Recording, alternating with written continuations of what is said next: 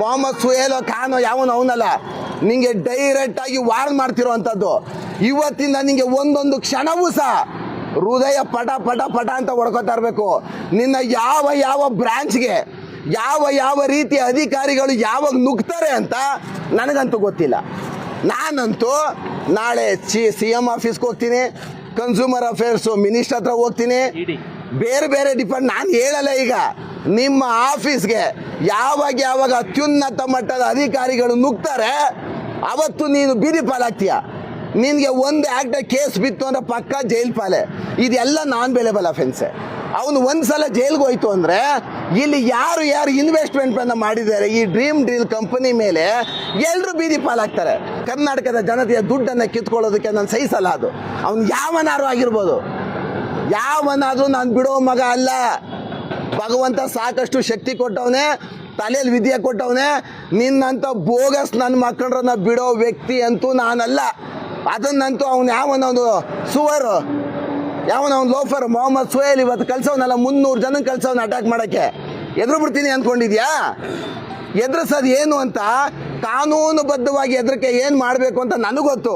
ನಾನು ಮಾಡ್ತಾ ಇರ್ತೀನಿ, ನೀನು ಡಿಫೆಂಡ್ ಮಾಡ್ತಾ ಇರೋ, ಆವಾಗ ಗೊತ್ತಾಗುತ್ತೆ.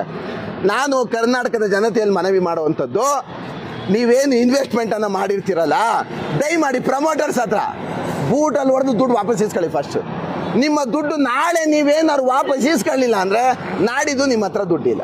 ಯಾಕೆಂದರೆ ಕಂಪ್ನಿ ಆಲ್ಮೋಸ್ಟ್ ಮುಳುಗೋಗಿದೆ. ಇವತ್ತು ದುಡ್ಡಿಲ್ಲ ಅವ್ರ ಹತ್ರ. ಎಲ್ಲ ಒಂದೊಂದು ಕಡೆ ಗೋತ ಮಾಡಿಬಿಟ್ಟಿದ್ದಾರೆ.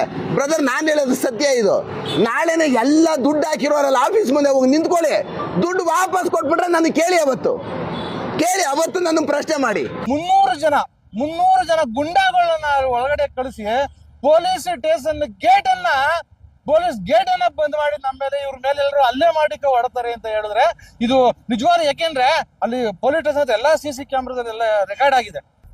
ಈ ಗುಂಡಾಗಿರಿಯನ್ನ ಮಾಡ್ಲಿಕ್ಕೆ ಹೊರಟಿದ್ದಾರೆ.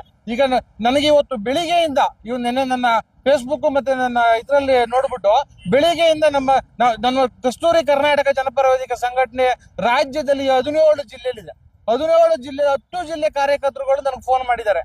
ಅಣ್ಣ, ನಾವು ನಮ್ಮ ಮಿಸಸ್ ಇಷ್ಟ ಹಾಕಿದ್ದಾರೆ, ಅಣ್ಣ ನಮ್ಮ ಅಕ್ಕ ಇಷ್ಟ ಹಾಕಿದ್ದಾರೆ, ನಮ್ಮ ತಂಗಿ ಇಷ್ಟ ಹಾಕಿದ್ದಾರೆ, ಏನಾಗುತ್ತೆ ಈ ಕಂಪ್ನಿ ಮುಚ್ಚೋಗುತ್ತಾ ಅಂತ. ನಾವು ಹೇಳೋದು ನಿಮ್ಗೆ ಒಂದೇ, ಸಾರ್ವಜನಿಕರಿಗೆ ಹೇಳುದು ನಾವು ಒಂದೇ. ನಾಳೆ ಬೆಳಿಗ್ಗೆ ನೀವು ಆ ಸಂಸ್ಥೆಯ ಮುಂದೆ ಹೋಗಿ, ನೀವು ಎಲ್ಲ ಹಣ ಕಟ್ಟಿದ್ರೆ ಅದ್ರ ಮುಂದೆ ಹೋಗಿ, ಆ ಸಂಸ್ಥೆ ಮುಂದೆ ಹೋಗಿ ನನ್ನ ಹಣವನ್ನು ವಾಪಸ್ ಕೊಡಿ ಅಂತ ಕೇಳಿ. ನನ್ನ ಹಣವನ್ನು ವಾಪಸ್ ಕೊಡೋಕ್ಕಾಗುದಿಲ್ಲ ಅಂದ್ರೆ ನನ್ನ ಹಣವನ್ನು ಎಲ್ಲಿಕ್ಕಿದೆಯಾ ಅಂತ ಕೇಳಿ.